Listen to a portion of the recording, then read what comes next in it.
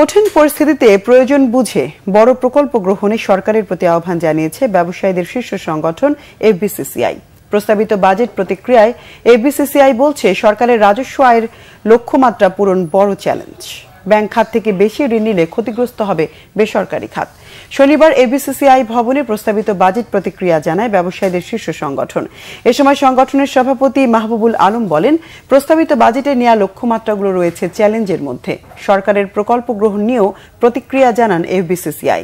এদিকে বিজিএমইএ ভবনে পোশাক খাতের ৩ সংগঠন বিজিএমইএ, বিকেএমইএ ও বিটিএমএ যৌথ বাজেটোত্তর সংবাদ সম্মেলন করে। এ সময় বিজিএমইএ সভাপতি এস.এম. মান্নান কোচি বলেন, পোশাক শিল্পের জন্য কিছু নীতি সহায়তা দেয়া হলেও মূল প্রস্তাবগুলো কোনো প্রতিফলন বাজেটে ঘটেনি।